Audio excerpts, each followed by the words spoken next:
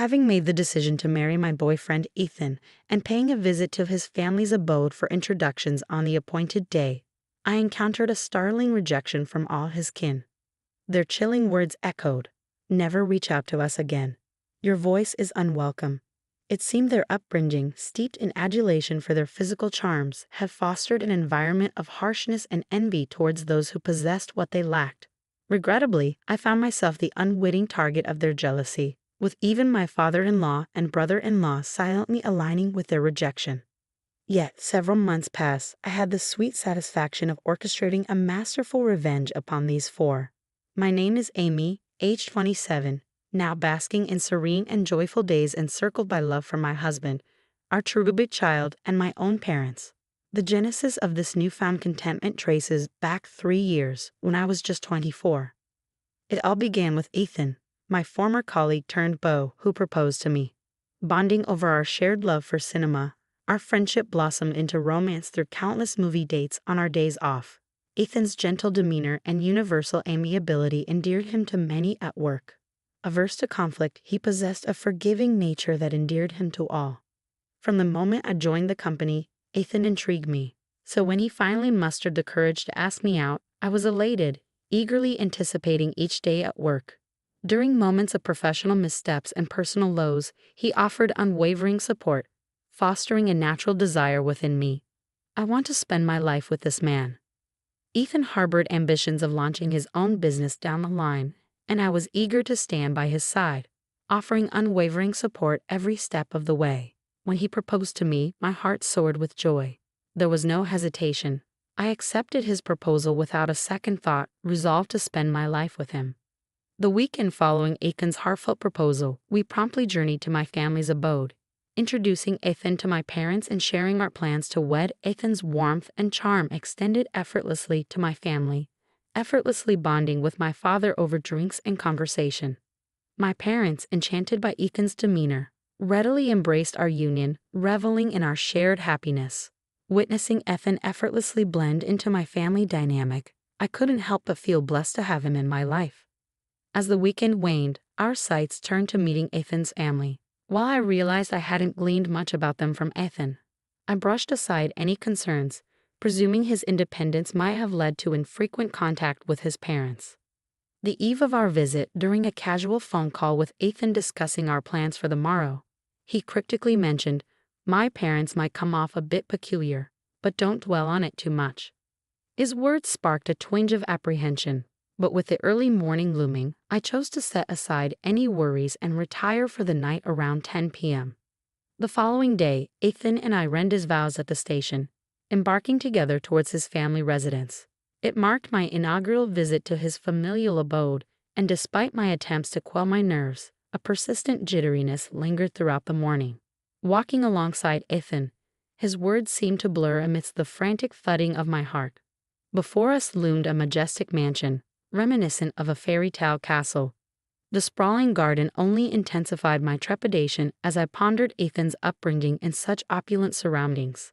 Yet, his reassuring smile offered some solace as he gently remarked, "Feeling nervous? It's all right, let's proceed." Upon a grand entrance, my mother-in-law greeted us warmly, her graceful demeanor and impeccable appearance exuding elegance. Her welcoming demeanor momentarily eased my apprehension. Once inside, the rest of the family, save for my mother-in-law, greeted me with smiles, alleviating some of my unease. Finding myself warmly embraced, I settled onto the sofa, engaging in pleasant conversation over dinner before proudly announcing our engagement to all present. Ethan's family beamed with delight, particularly my mother-in-law and sister-in-law, who expressed their excitement at welcoming me into the family with endearing words. "We're thrilled to have such a charming addition to our family." Their warm reception touched me deeply, fostering a sense of belonging. As the pleasant conversation flowed, I learned more about Ethan's family. His father managed a successful company specializing in package tours, while his brother, an executive director within the same company, harbored aspirations of eventually assuming its leadership. Meanwhile, my mother-in-law and sister-in-law gracefully balanced their roles as homemakers, enriching their lives with pursuits like dance classes and flower arrangement lessons. My sister-in-law, radiating confidence with her impeccable appearance, left a lasting impression. Meanwhile, my father-in-law's kindness and affable demeanor put me at ease, his engaging conversation effortlessly quelling any nerves. I found solace in his amiable presence, genuinely grateful for his warmth. However, the harmonious atmosphere was briefly disrupted by a question from my father-in-law, inquiring about my employment status at the same company as Ethan. I clarified that I held a permanent position, having joined as a regular employee following my graduation from Harvard University. His pride in my accomplishments was palpable, his admiration evident as he praised my achievements. The ensuing praise from both my father-in-law and Ethan left me feeling slightly embarrassed yet profoundly touched by their words of admiration and support. In reality, my journey led me to a prestigious university in the United States, where I dedicated myself to studies even at the expense of sleep during my high school years. My parents, despite limited means, toiled relentlessly to afford my college education. Fueled by a deep-seated determination to secure a promising career and ultimately repay my parents' sacrifices, I poured my heart into every endeavor. Engrossed in lively conversation with others, I couldn't help but notice the sudden silence from my mother-in-law and sister-in-law. A pang of apprehension gripped me, prompting a frantic search for a change of topic. Observing a striking arrangement of flowers adorning the table, I ventured a compliment only to be met with a sharp retort from my mother-in-law, questioning the sincerity of my interest in housewives' pastimes, given my professional stature. Bewildered by her abrupt shift in demeanor, I struggled to comprehend the underlying hostility. Echoing her sentiments, my sister-in-law insinuated that my academic background might lead me to dismiss their pursuits as trivial.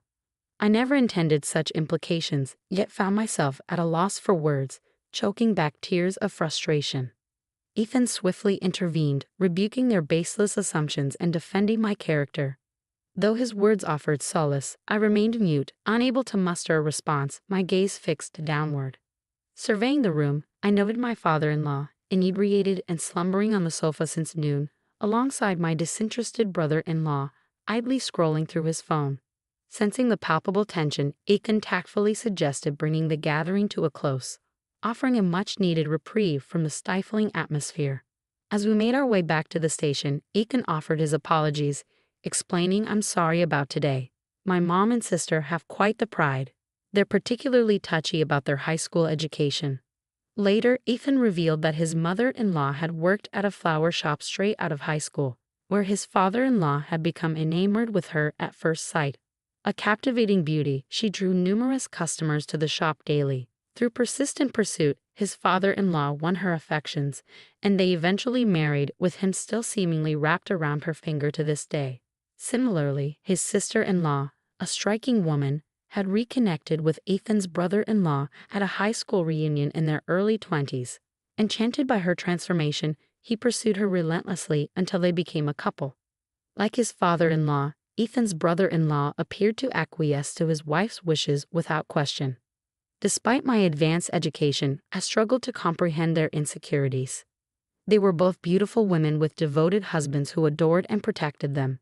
Yet, I couldn't shake off a lingering sense of unease, questioning whether marriage would truly be as harmonious as I had envisioned.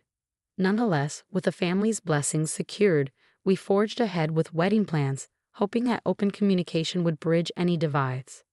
"Rest assured, Amy, I'll always stand by your side," Ethan reassured me, instilling a sense of optimism within me. After months of meticulous planning, the day before our wedding arrived, only to be disrupted by an unexpected phone call from Ethan's mother. As Ethan's voice rose in disbelief, I listened in shock to his revelation that his parents had suddenly decided not to attend the wedding due to a forgotten trip they had booked for the same day.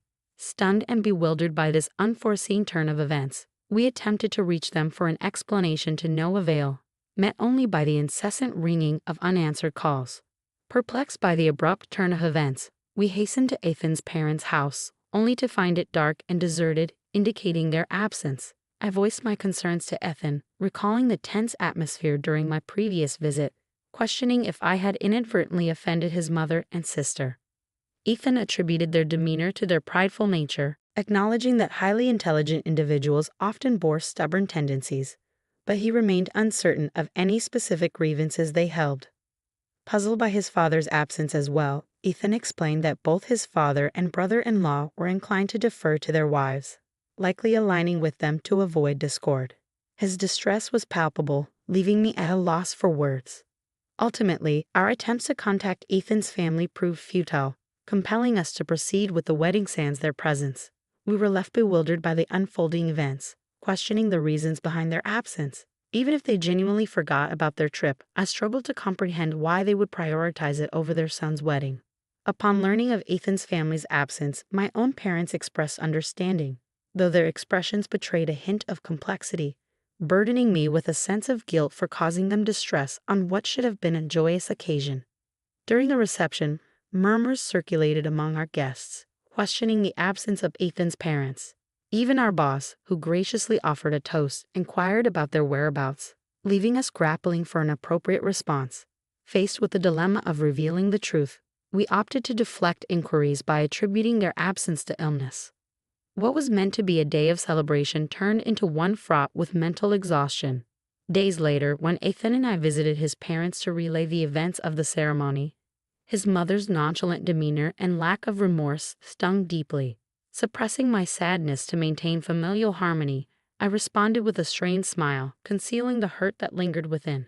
Ethan's voice cut through the tension like a knife, his words echoing with a mixture of disbelief and frustration. Canceling the day before the wedding, with all our relatives absent, is that even acceptable? If you had no intention of attending, you shouldn't have accepted the invitation in the first place. His sister-in-law's response only added fuel to the fire. I would have attended if Amy wasn't the bride, she declared coldly, leaving me utterly bewildered, my head spinning with confusion.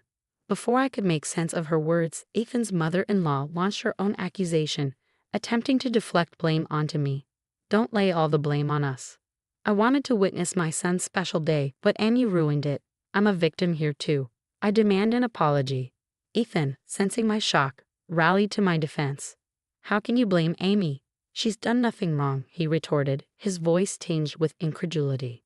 But the silence of Ethan's father-in-law, until now, was ominous. When he finally spoke, it was with a venomous intensity that sent shivers down my spine. Enough is enough. How dare you barge in here on our day off to complain? Is that all you came for? Get out. His words were like a slap in the face, and before we could even process what was happening, we found ourselves forcibly ejected from their home. As I hastily slipped on my shoes at the entrance, my mind reeled with shock and disbelief, struggling to comprehend the sudden turn of events. A sharp sting on the sole of my foot jolted me into a panic. Ouch! I exclaimed, lifting my foot to find a caterpillar wriggling inside my shoe. Recoiling with disgust, I hastily kicked off my shoe and fled outside, releasing the creature into the open air. As I stood, one shoe on, catching my breath, I noticed my mother-in-law and sister-in-law watching, their laughter laced with a malicious edge. "Are you all right?" they asked, their concern ringing hollow. Eager to escape the uncomfortable situation, I mumbled an apology and made a swift exit, only to be halted by my mother-in-law's unexpected words. "Amy, please refrain from involving yourself in our affairs except for weddings and funerals," she said, her tone final as she shut the door, leaving me bewildered and hurt. What had I done to deserve such treatment? All I wanted was to foster a positive relationship with Ethan's family.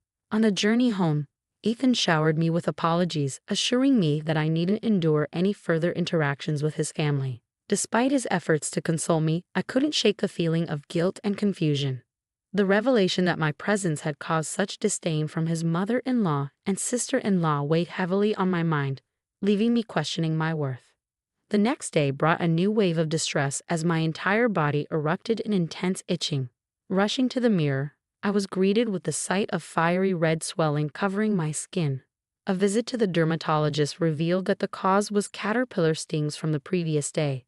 The itching was unbearable, robbing me of sleep for weeks on end. Recalling an unsettling incident at Ethan's house, where I had noticed my brother-in-law tampering with my shoes at the front door, I couldn't shake the feeling of distrust towards my in-laws. And just when I thought things couldn't get worse, Ethan fell ill and was hospitalized with stomach pains, diagnosed with a suspected gastric ulcer. Worried sick, I insisted he take time off work and accompanied him to the hospital for further tests, grappling with the mounting challenges that seemed to plague us relentlessly. I hesitated, recalling the blunt instruction to only reach out in the event of a wedding or funeral. Yet, I couldn't bring myself to keep Ethan's hospitalization a secret from his parents. Gathering my courage, I dialed their number, my hand trembling as the phone rang, nerves twisting my stomach into knots. The mere sound of my mother-in-law's voice filled me with a profound sense of dislike, a testament to the strained relationship that had developed between us.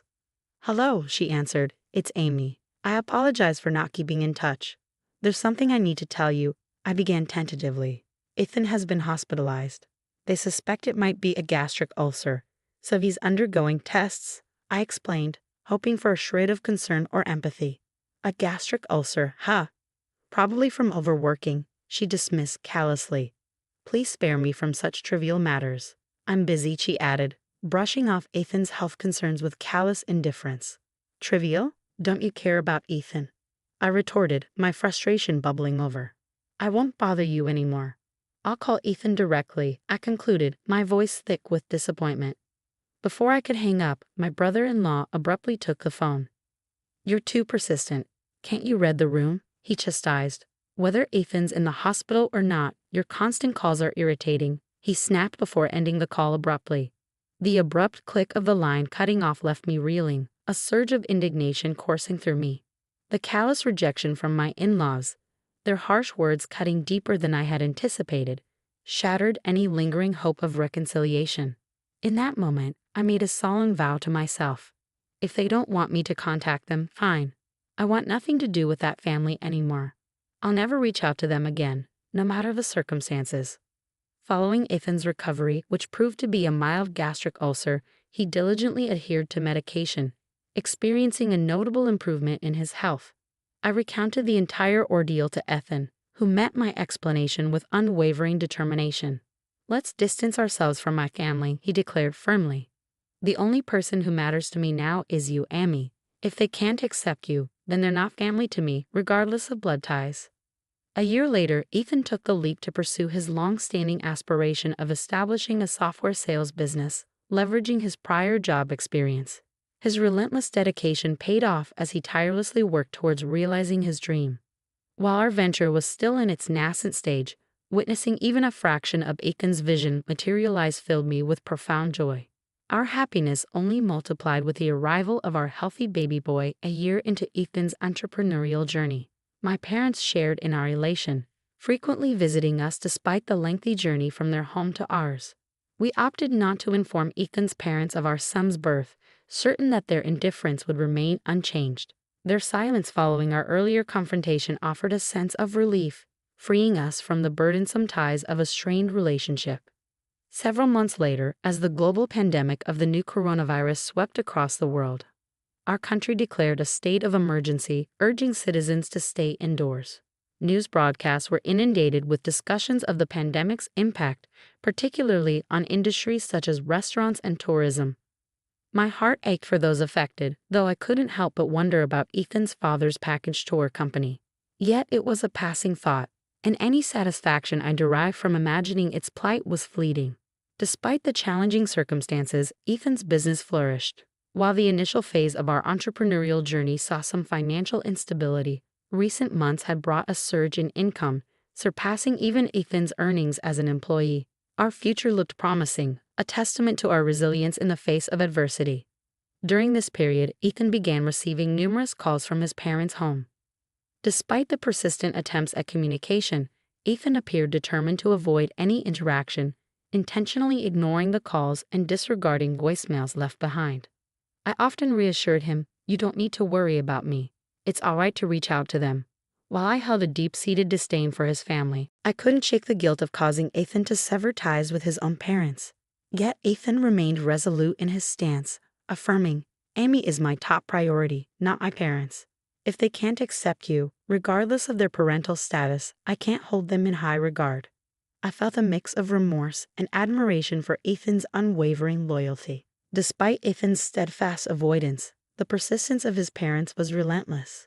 Daily calls went unanswered, and then one day, a letter arrived from his family home, bearing a startling message. "Our business is teetering on the edge of bankruptcy, and urgent financial discussions are necessary," it read. Their audacity was staggering, considering the estranged relationship they had imposed. We refused to entertain their demands, opting instead to let them face the consequences of their actions. Let them face the repercussions of their decisions, I remarked. Soon enough, my own phone began to ring incessantly. Occupied with work, I couldn't attend the calls, but a voicemail left a clear indication of Ethan's continued avoidance. It seemed they had resorted to contacting me despite my explicit instructions to the contrary. Reluctantly, I listened to the message left on my voicemail, which simply stated, "Is this Amy's number? If Ethan persists in his silence, I'll visit in person. Let him know." 2 days following the voicemail, Ethan and I found ourselves enjoying a rare day off together at home. Just as we settled in after lunch, the doorbell chimed, signaling an unexpected visitor. Peering through the monitor, I was met with the sight of my 4 in-laws standing at the doorstep. Surprised, I looked at Ethan, who let out a weary sigh. "We could just ignore them. They'll eventually give up," he suggested. However, I couldn't shake the sense of pity.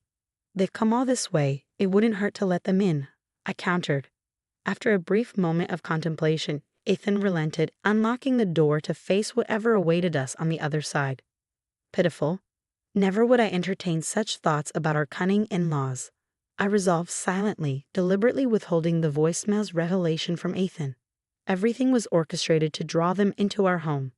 My faint surprise at their arrival was a well-rehearsed act. I knew their persistence would eventually lead them to our doorstep. There was a method to my apparent madness. The true retaliation had yet to unfold, and it was time for a showdown. As the entire in-law clan stood at our front door, marching in without restraint upon entry, I couldn't help but express my exasperation. "Is it really that difficult to just open a door? It's simply uncouth," I remarked with thinly veiled frustration. Observing our son engrossed in play with his toys on the floor, Ethan's mother couldn't resist a remark. "Whose child is this?" she inquired. "He's our son," I replied matter-of-factly. "Ah, I recall now. Since you insisted we cease contact, I saw no need to inform you of his arrival."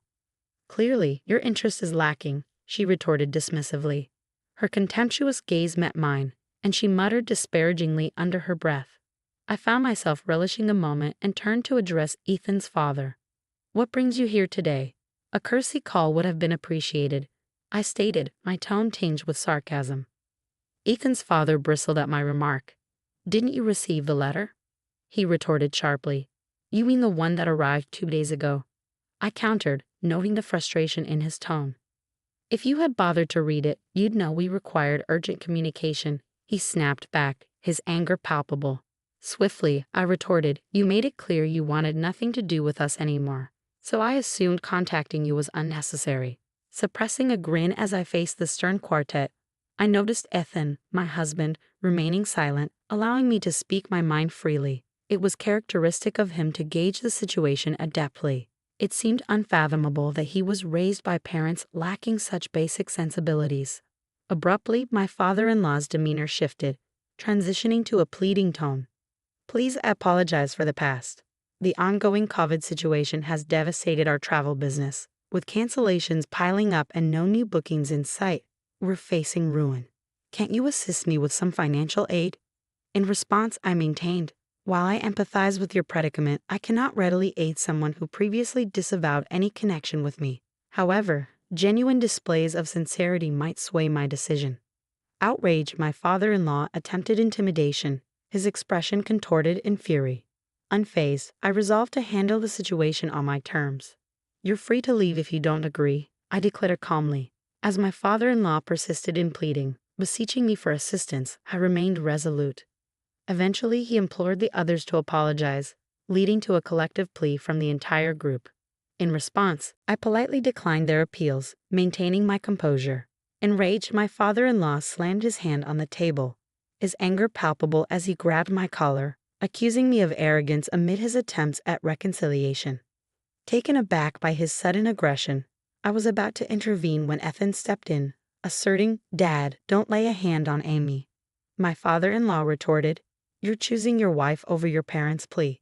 Ethan remained firm, stating, "Amy is my priority. I can't condone mistreatment towards her, even from my own parents. I won't accept superficial apologies just for money. If you can't sincerely apologize to Amy, then leave." Enraged by Ethan's stance, my father-in-law lashed out, landing a punch squarely on Ethan's face. Shocked and struggling to comprehend the violence unfolding, I attempted to reason with my father-in-law. But he was beyond reason, relentlessly kicking Ethan as he lay on the ground.